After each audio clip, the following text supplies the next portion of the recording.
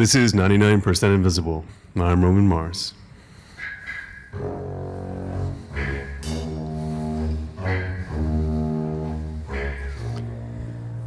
U.S. paper currency is so ubiquitous that to really look at its graphic design with fresh eyes requires deliberate and focused attention. So pull out a greenback from your wallet or just look at that beautiful thing up there. Really take it in. All the fonts, all the busy filigree, all the micro patterns. It's just dreadful. From a pure designer's point of view, that's tough because it is a little bit subjective, but it's horrible. There are like 8 fonts on this thing. Typographically, graphically, symbolically, if it had never been designed before and someone was to submit that as a solution, I think they would just sort of throw it out. And I don't want to get too critical at this point because there are actually some pretty compelling and understandable reasons for its particular brand of horribleness, but I think the primary tension embodied in the design of the greenback boils down to how designer Tom Nelson puts it. When I handle American money, it feels like an artifact because it's so ornate and it has an old look to it.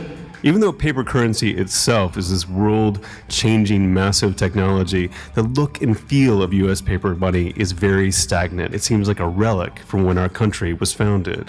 Would you buy a car that would still look like the Model T Ford? No, you buy the latest model of it. Things evolve and change with time. That's Richard Smith. He ran a contest called the Dollar Redesign Project. It's become a classic, like classics do, through time and through usage and through familiarity. So its awkwardness from a design point of view has kind of been superseded by its symbolicness.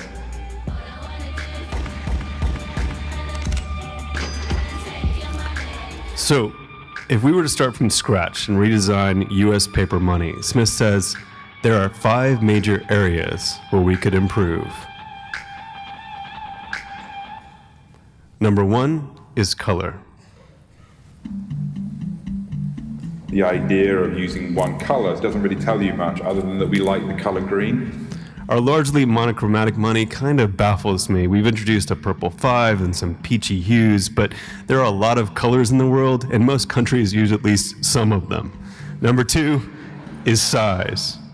Well, why is the American currency all one size? There's always been a question mark in my head and just never really made sense practically and philosophically.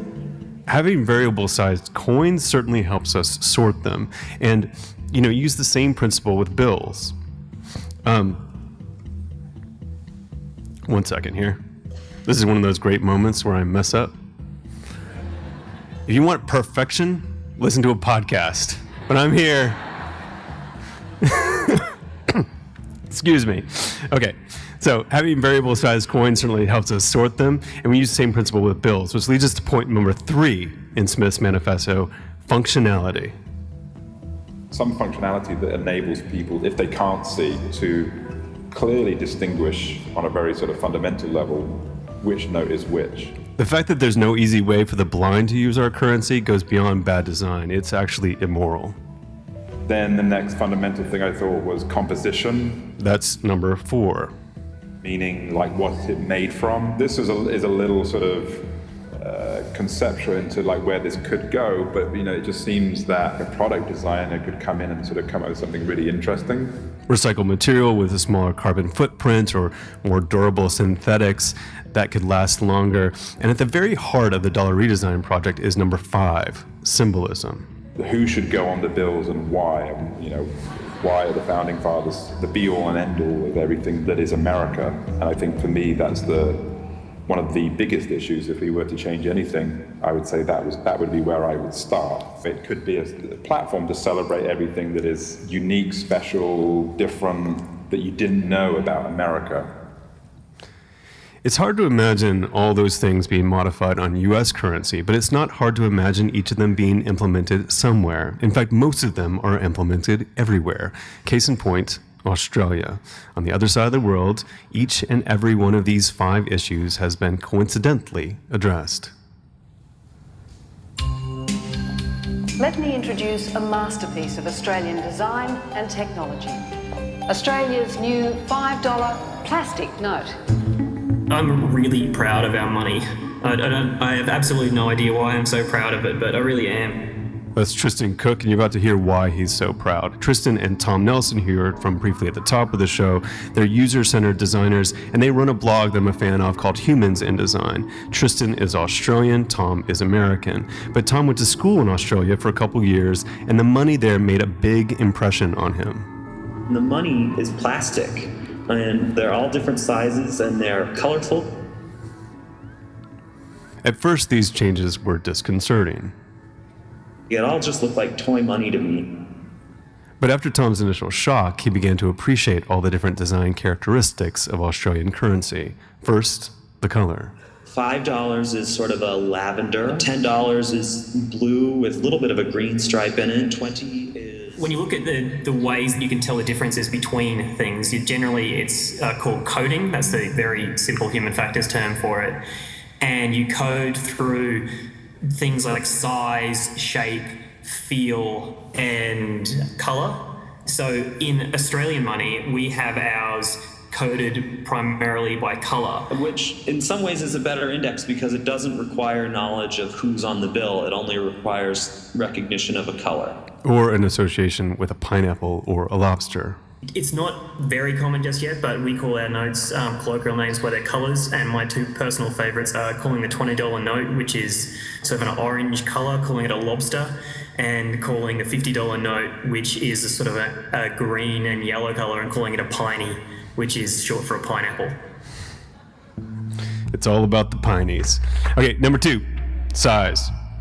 The bills are also different sizes as well, so they feel different in your hand. Sometimes when I've got a bit of cash in my pocket, I can tell the difference between a $5 note and a $20 note because of the feel. I would say that it's about a centimeter difference between each denomination, which between a 5 and a 10 isn't that big, but between a 5 and a 50 is very big. So you get like 4 centimeters difference. Both number 1 and number 2 relate to the third issue raised by Richard Smith, and that's functionality. You can see whether you've got a 5, a 10, a 20, or a 50 from the top of your wallet. Because of the color and the size differences. Number 4, composition. It's a thin sheet of plastic. The polymer notes were developed primarily to combat counterfeiting. Feels like plastic that you can fold and scrunch up. You can actually put it through the washing machine and it'll be fine. If you drop a note on the floor of a men's room, you don't really feel bad about picking it up and putting it under the faucet before you put it back in your pocket. These plastic notes cost more, but they last longer. They tend to last 4 times longer than fibrous paper notes. So you get notes in Australia that are 20 years old and they pretty much just look the same. What Australia chooses to put on their currency is more in keeping with what Richard Smith of the Dollar Redesign Project would like to see. It's much more inclusive than founding fathers and monuments. But it's hard to tell if these symbols are conveying much of anything to everyday Australians. They don't put statesmen on money frequently. There are artists and poets and I think there are some Aboriginal leaders. If there's another thing too, you could not put prime ministers on our money. We don't have the reverence for prime ministers in Australia. But most Australians couldn't name the people that are on their money. I have absolutely no idea who is on any of our notes except for one side of the $5 note is the Queen, and that's just because I don't want her on there. I'd imagine if you asked any Australian if they know who is on their notes, there would be less than 1% of people who could name anybody other than the Queen. The symbolism in Australian cash seems to be tied more to the innovation of the bills themselves. There's a certain pride that polymer bills were developed in Australia and have been exported to the rest of the world. Australia now manufactures the polymer notes of nearly 20 other countries. It's a good business for them. The good design of their currency itself is the overriding brand. It's no ordinary note, however. It's Australia's new polymer $10 note. And it was developed and printed right here. I would like to see American currency redesigned and treated more like a living piece of technology rather than an artifact. I think even the most jingoistic among us could concede that there are design innovations that could be incorporated into US currency to make it better, but there are some interesting reasons why we probably won't. Someone once told me that getting rid of the greenback would be like burning the flag on the steps of the Capitol. That's a very dramatic statement by David Woolman. My name is David Woolman. My book is The End of Money. To a lot of people, our currency is a physical touchstone to our national identity. Some of this is emotional, but there is this other concern that is simultaneously tantalizing and scary, I think. And that other concern is that when you redesign the money, you remind people what currency really is and what gives currency its value. And of course, what gives the currency value is our belief that it's valuable. And in the religious sense of it, nothing more than faith or trust or worship, whatever you want to call it, makes a dollar worth a dollar or worth whatever you're going to buy with it. So that is upsetting to a lot of people. And to maintain the aura of strength and stability of the United States economy, it probably helps to maintain these legacy features in the design of our money. Through what is now 3 or 4 generations, we've had the same color, I think, since like the Civil War. The portraits, the engraved styling, the filigree, the legacy features convey stability of our currency. The currency on which all other currencies are hitched has to be stable. So not only do we not redesign the stuff, but we don't pull older notes from circulation either. So we'll have reissues and redesigns of our cash, but you can still use the last generation design as legal tender. In other countries, a complete redesign deprecates the old design. You're given a grace period to use it or exchange it, but after a certain date, the old currency is shredded by the central bank, and you can no longer spend any of the money that you have left. This has never been the case in the US. You could even use an 18th century coin stamped with just the value of 2 cents to go buy something. You might want to be careful because that could be so stupid. It could be worth, $3,000 to a collector out there. But if you want to go spend it as 2 cents, you can. And again, this is part of creating this aura of super stability and inherent value of Federal Reserve notes. David Woolman is quick to point out that even though these concerns of instability happen when people bring up the redesign of the money or eliminating the penny, he thinks it's pretty irrational and an overly cautious stance. It seems to me a little bit patronizing to think that Americans couldn't handle a dollar redesign. But really, who's there to push it forward?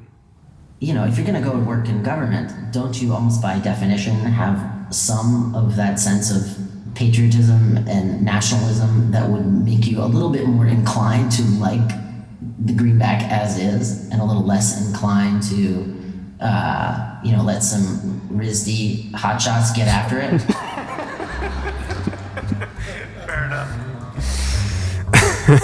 He's making fun of you there. But still, primarily driven by anti-counterfeiting measures, U.S. currency has been pushed to change in recent years. And most of these new designs are why it looks worse than ever. The legacy features remain largely intact, but a layer of modern fonts and swirls make the bills look like they're busting at the seams. It's the worst of both worlds.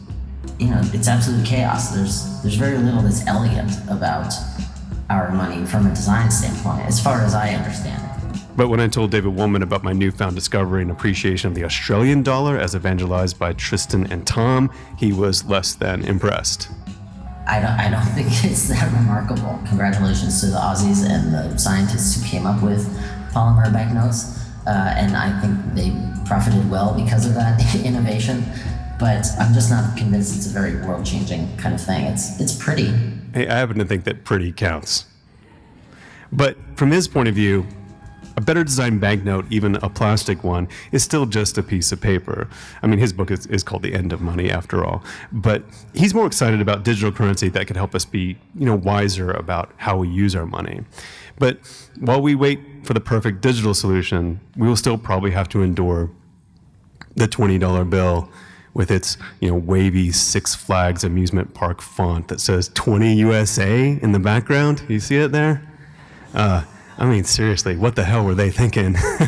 That font is even cruel to Andrew Jackson, and that dude committed genocide. That's our story for the day.